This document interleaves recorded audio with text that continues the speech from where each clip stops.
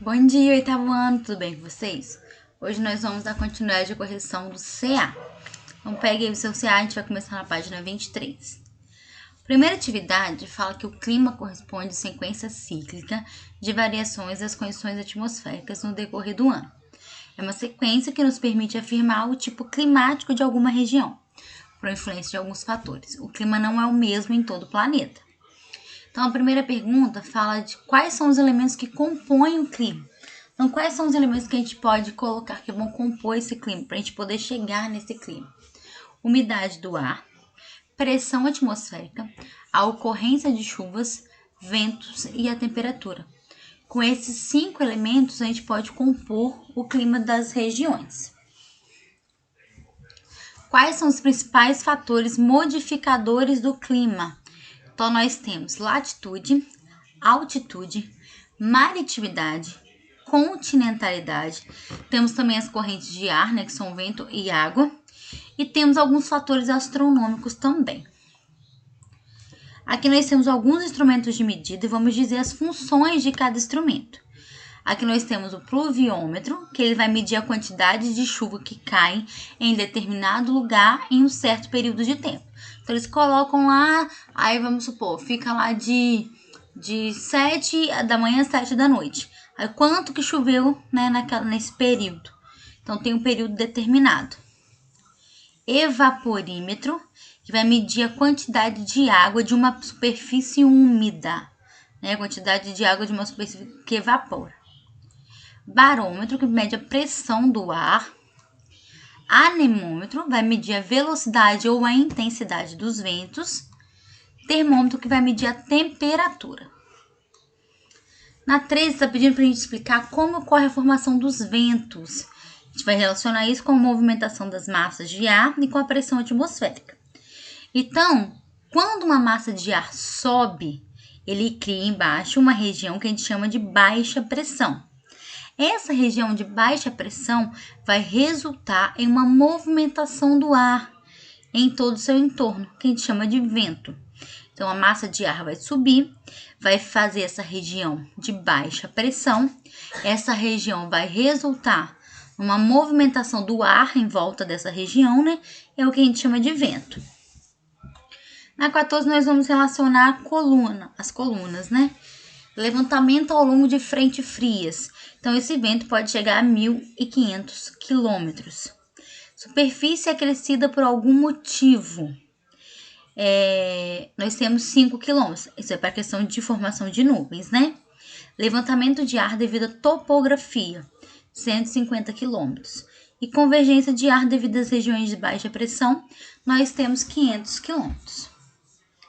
Na 15, nós vamos marcar um X nas situações onde há significativa da ação do efeito Coriolis. Nós vamos ter o lançamento de mísseis, as rotas de aviões, sentido de giro de furacões e desvios de ventos alísios. 16, nós vamos relacionar as colunas, novamente, relacionando com as correntes marítimas e as suas descrições. Então, a corrente do Brasil, ele vai conduzir calor das regiões de baixa latitude para as regiões de alta latitude. Corrente do Golfo vai ser responsável por temperaturas maiores que as esperadas em toda a costa oeste da Europa.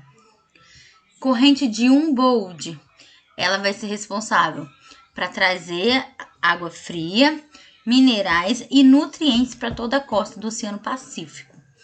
E as correntes do El Niño, ele vai ter esse nome por causa da época que ocorre, que é perto do Natal. Contracorrente, corrente não. É comum consultarmos a previsão do tempo para escolher uma roupa ou verificar se estão precisando de guarda-chuva em certas situações. Na previsão do tempo para um determinado dia, qual o significado da informação 60% de possibilidade de chuva? Então, isso vai significar que se a gente for fazer uma comparação com as configurações climáticas daquele dia com outros dias semelhantes que tiveram, conceitos semelhantes, questão de umidade, vento, de nuvens, choveu em 60% das vezes. Então, por isso que tem 60% de chance de chover naquele dia. aqui nós vamos marcar as respostas para poder fazer um somatório. Vamos assinalar as corretas. Então, as corretas que nós temos é a número 2, né, que fala da maritimidade, que vai influenciar na amplitude térmica. E vamos marcar a número 4, onde fala que a vegetação e a urbanização são fatores que influenciam a temperatura do ar atmosférico. Vamos marcar a 16, que fala que as correntes marítimas quentes e frias influenciam nas condições de temperatura e umidade de determinados lugares da região. Então, nós temos um somatório de 22. 2 mais 4, 6, com mais 16, 22. Na 19, nós vamos marcar a alternativa correta, que vai explicar, né, como a água leva mais tempo para esquentar de dia, mas leva mais tempo para esfriar à noite. É o fenômeno que a gente conhece como brisa terrestre. Então, a resposta certa é a letra A, que fala que o ar está sobre a água e se aquece mais. Ao subir, deixa uma área de baixa pressão, causando um deslocamento de ar do continente para o mar. Na 20, é para a gente poder assinalar a resposta correta também, de acordo com esse textinho, que fala que a palavra clima vem do grego, né, que significa inclinação, porque os antigos, eles associavam os diferentes climas à variação de inclinação do raio de sol. Então, as características do clima são determinadas por diversos elementos: temperatura, pressão, precipitação.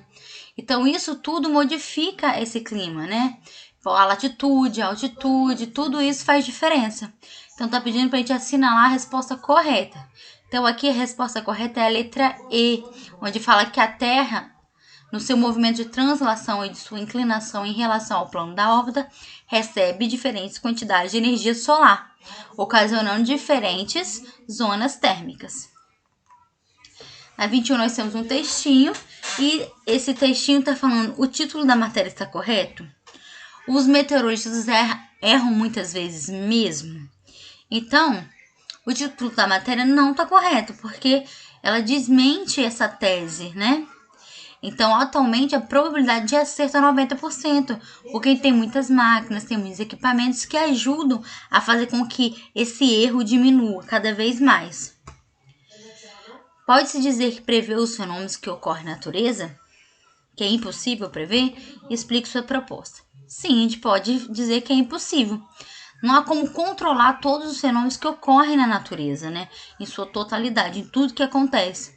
Mas também tem uma grande probabilidade de prever os fenômenos com métodos de algumas análises, de alguns equipamentos que conseguem fazer essas análises e prever os fenômenos que estão perto de acontecer. Como os cientistas fazem para estruturar suas pesquisas a fim de diminuir fatores externos que alteram seus resultados? Então, eles usam alguns métodos de científico, né, para poder melhorar suas pesquisas. Com esses métodos, eles isolam os fatores em experimentos. Então, eles fazem vários experimentos para poder conseguir, né, comprovar essa tese. Eles vão permitir analisar o seu impacto no resultado final, eliminar fatores em outros experimentos. Então, quantas menos perguntas estiverem nessa equação, mais confiável será o resultado. Então, eles fazem vários testes, usam vários equipamentos para tentar chegar num resultado que seja totalmente correto ou o mais próximo correto possível. Há 25 anos, tirar cara e coroa em uma moeda traria a mesma probabilidade de ser acerto do que os métodos usados para a previsão do tempo. Isso significa que os procedimentos utilizados naquela época são inválidos hoje? Explique como ocorrem os avanços científicos com o passar do tempo.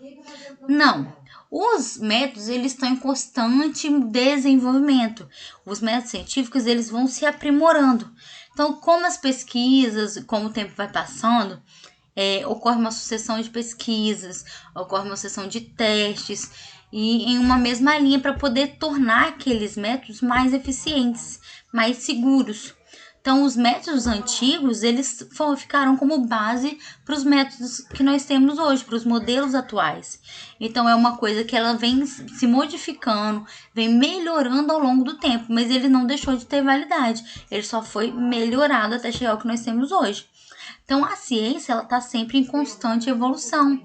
Ela busca cada vez mais estudos, mais hipóteses, mais métodos, para poder chegar numa linha de pesquisa onde tenha o menor erro possível. Então, ela é como se fosse uma linha do tempo, onde eu tenho um método que é primário, né? E ele vai melhorando a cada tempo, cada ano que passa, a cada época que passa, para poder se tornar mais eficaz. Na 22, nós temos aqui, ó, tipos de chuva. Chuva frontal, que o ar quente sobe por causa do encontro das massas do ar. Chuva orográfica, que é quando o ar se resfria, condensação de vapor. Então, o ar quente sobe por causa do relevo.